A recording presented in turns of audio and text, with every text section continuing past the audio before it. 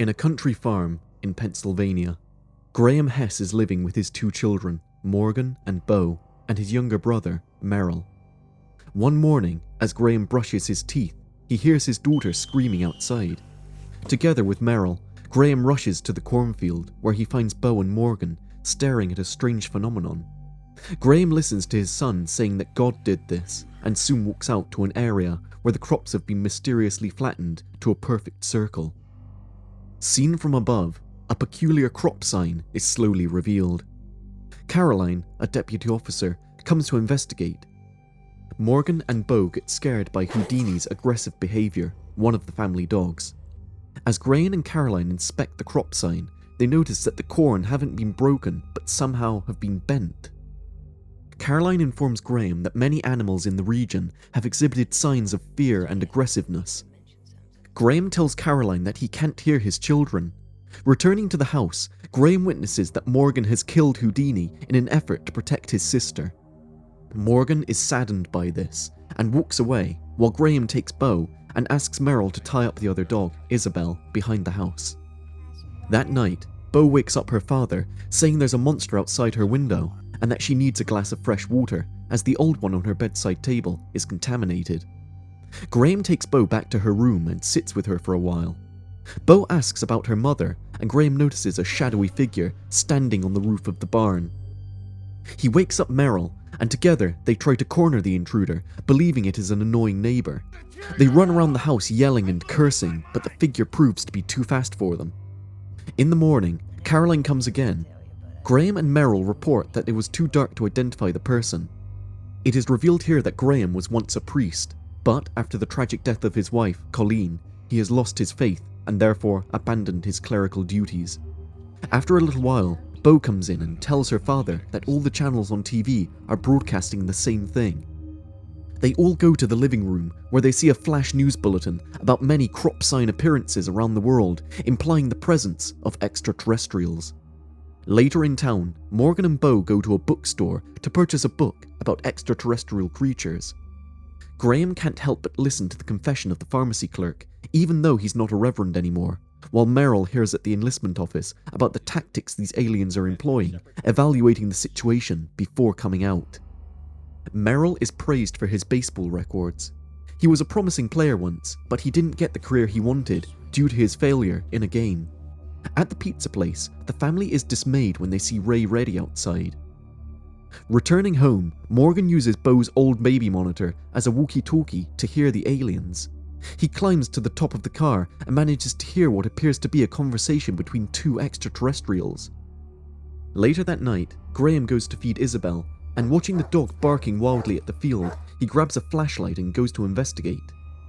Reaching the crop circle, Graham, believing he's still dealing with humans, warns the hoaxers that they're wasting their time.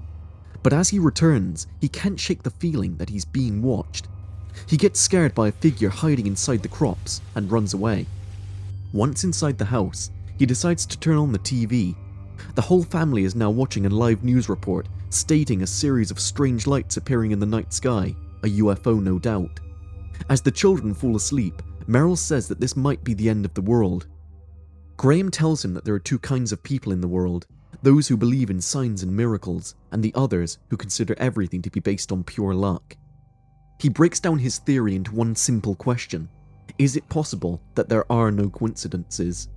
Merrill, though, is a man who believes in miracles, yet Graham, proving to have become too cynical, replies that there is no one out there watching for them. In a flashback scene, Graham approaches the dreaded site where he listens to Caroline informing him about his wife's condition. In the morning, Merrill has taken the TV to the closet because the children have become a little obsessed with the news. He updates Graham about the extraterrestrial ships, and also tells him a theory about the crop signs being some kind of landmarks for navigation coordinates, at which Graham leaves and closes the door.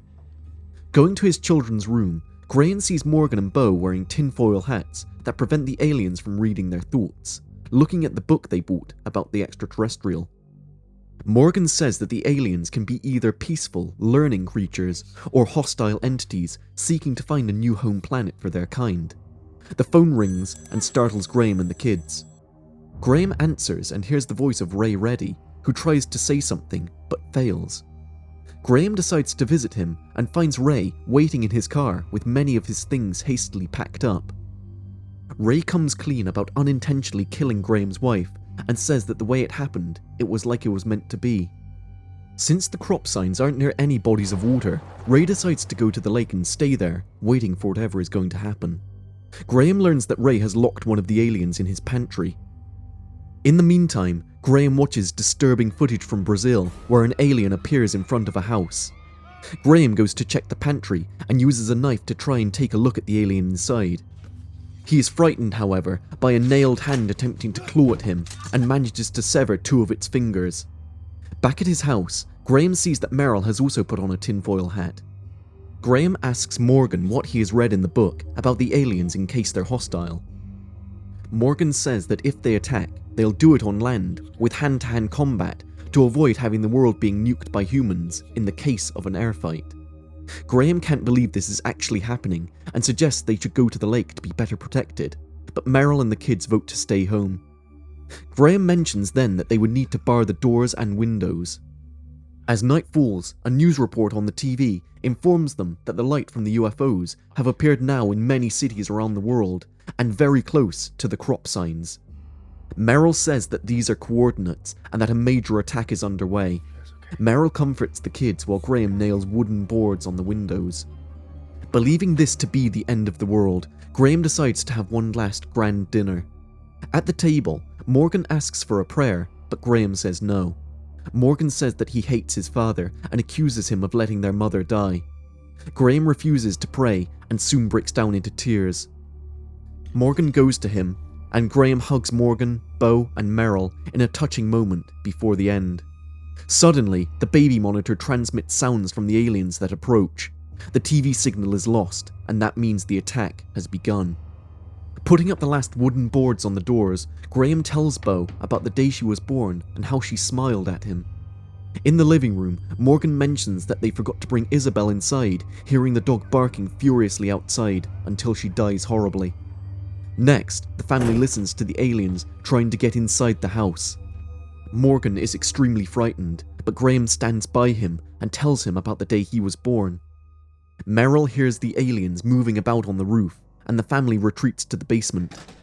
Graham holds the door while Meryl is looking for something to secure it. He finds a pickaxe, but accidentally breaks the light bulb and plunges the basement into an intimidating darkness. Morgan turns on a flashlight and sees Graham and Meryl are still holding the door shut with the pickaxe at the doorknob. Everyone is safe at the moment, but after a little while, Graham notices that the aliens aren't trying to get inside, but they're distracting them. Morgan says that the aliens will eventually find a way to get inside, and Graham remembers that there used to be a coal shaft in the basement.